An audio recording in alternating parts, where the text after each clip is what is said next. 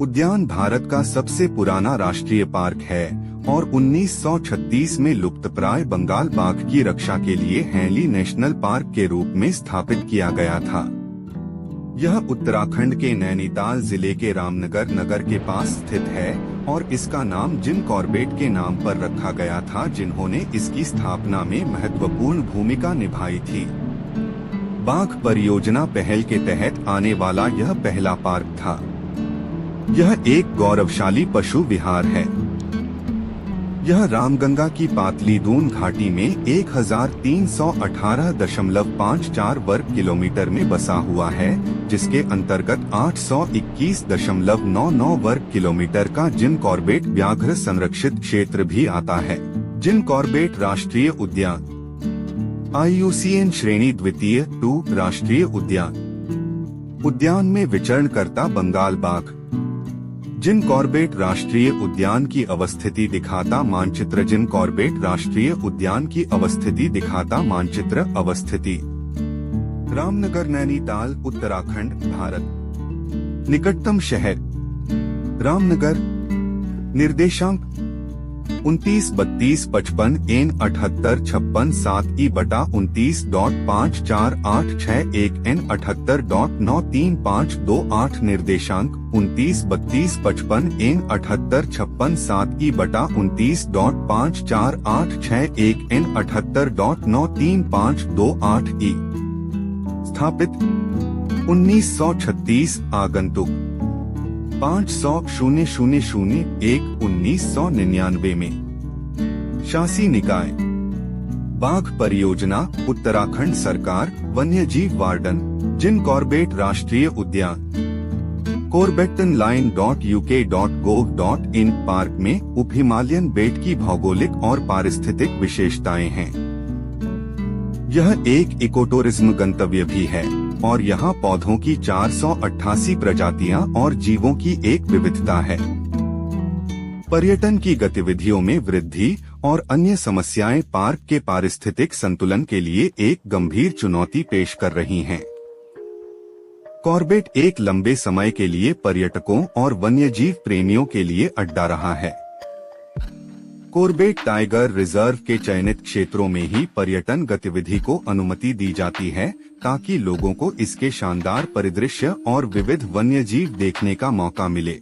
हाल के वर्षों में यहां आने वाले लोगों की संख्या में नाटकीय रूप से वृद्धि हुई है।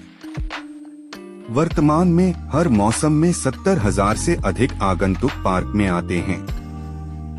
कॉर्बेट नेशनल पार्क में 520.8 वर्ग किमी 201.1 वर्ग मील में पहाड़ी, नदी के बेट, दलदलीय गड्ढे, घास के मैदान और एक बड़ी झील शामिल है।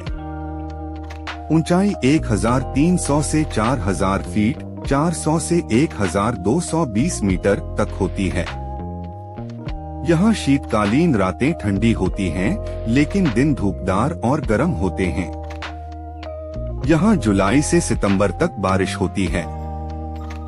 घने नम पर्णपाती वन में मुख्य रूप से साल, हल्दू, पीपल, रोहिणी और आम के पेड़ होते हैं। जंगल पार्क का लगभग 73% हिस्सा घेरते हैं। इस क्षेत्र में 10% घास के मैदान होते हैं। यहाँ 110 पेड़ की प्रजातियाँ, 50 स्तनधारियों की प्रजातियाँ, 580 पक्षी प्रजातियां और 25 सरीसृप प्रजातियां हैं। हम आपको जिम कॉर्बेट के बारे में एक रोचक कहानी बताते हैं कि जिम कॉर्बेट की जीवनी। एडवर्ड जिम कॉर्बेट की कहानी आज भी गढ़वाल और कुमाऊं के लोगों के दिलो दिमाग में बसी है। दुनिया भर के लोग जिम कॉर्बेट को उनके शानदार लेखन से एक प्रसिद्ध शिकारी के रूप में जानते हैं, जो बाद में कई कुख्यात नरभक्षी दुश्मन बन गया। उनके जीवन पर 4 आत्मकथाएं और 3 फिल्में हैं, जो उनके उन कारनामों को स्पष्ट वितरण दिखाती हैं। उन्होंने अपनी किताबों में दिए हैं।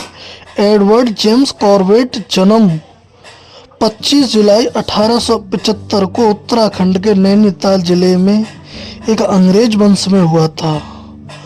उन्होंने अपना अधिकांश बचपन आसपास के जंगलों की खोज में बिताया। जिम कॉर्बेट ने अपना जीवन घने जंगलों के बीच गुजारा और रास्ते का गहरा ज्ञान हासिल किया। नैनीताल जिले में स्थित कॉर्बेट नेशनल पार्क प्रकृति प्रेमियों और वन्यजीव प्रेमियों के लिए एक आदर्श स्थान है। यह भारत में एक अद्भुत जगह है जिसे उत्साह और रोमांच का केंद्र माना जाता है। पार्क की पूरी सीमा बिजरानी, डिकाला, झिरना और दुर्गा देवी जोन नामक 4 अलग-अलग क्षेत्रों में विभाजित किया गया है।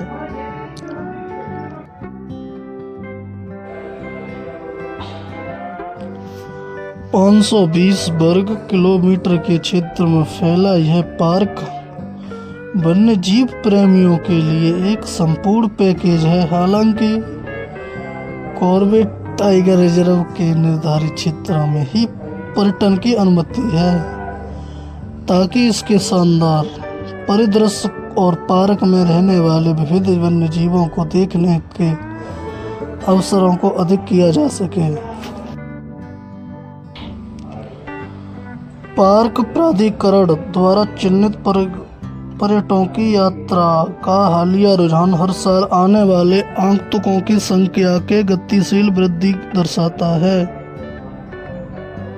देश और विदेश के विभिन्न हिस्सों से पीक के सीजन के दौरान 70,000 से अधिक आगंतुक पार्क में आते हैं। वन्यजीव उत्साही और प्रकृति प्रेमी भारत के अन्य लोकप्रिय राष्ट्रीय उद्यानों जैसे रणथंभौर उद्यान, कान्हा राष्ट्रीय उद्यान, कांजीरंगा राष्ट्रीय उद्यान और भारत के विभिन्न क्षेत्रों में स्थित कई राष्ट्रीय उद्यानों की तुलना में इस सबसे पुराने राष्ट्रीय उद्यानों को पसंद करते हैं। कॉर्बेट राष्ट्रीय उद्यान की लोकप्रियता रॉयल बंगाल टाइगर की प्रचुरता और प्रकृति प्रेमियों के आनंद के लिए मनोरम परिदृश्य की उपस्थिति के कारण है।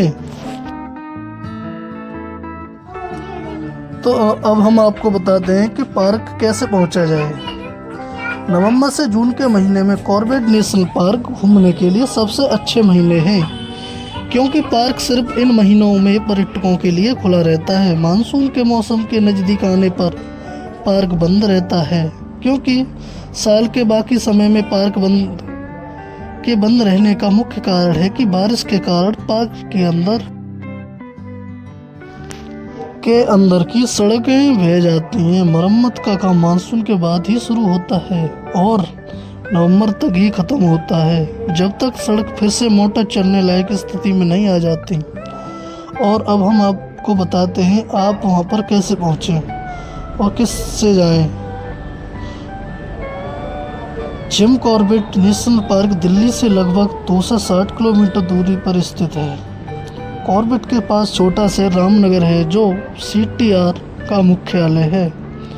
यह शहर भारत के प्रमुख शहरों जैसे मुरादाबाद, नैनीताल, बरेली और दिल्ली से सड़क या रेल द्वारा अच्छी तरह से जुड़ा हुआ है। और अब हम बताते हैं कि कैसे वहां पर सड़क मार्ग से जाया जा सकता है। रामनगर के छोटे शहर में बहुत अच्छा सड़क नेटवर्क है, जो भारत के विभिन्न शहरों को जोड़ता है। उत्तराखंड राज्य सरकार की बसें दिल्ली, मुरादाबाद और हल्द्वानी से थोड़े अंतराल पर चलती हैं, जो सीधे रामनगर तक पहुंचती हैं। कॉर्बेट रामनगर शहर से केवल 15 किलोमीटर दूर है। दिल्ली से कॉर्बेट तक सड़क मार्ग से जाने में लगभग 5.5 घंटे लगते हैं और निर्धारित समय पर पहुंच मार्ग दिल्ली, गजरौला, मुरादाबाद, काशीपुर, रामनगर 240 किलोमीटर है। अब हम बताते हैं कि रेल द्वारा बरेली से कैसे जा सकते हैं।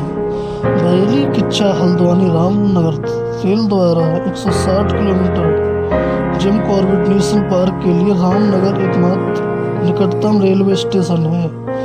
दिल्ली से रामनगर के लिए सीधी ट्रेन चलती है। वैकल्पिक रूप से कोई हल्द्वानी, काशीपुर, काठगोदाम पहुंच सकता है और सड़क मार्ग से रामनगर आ सकता है।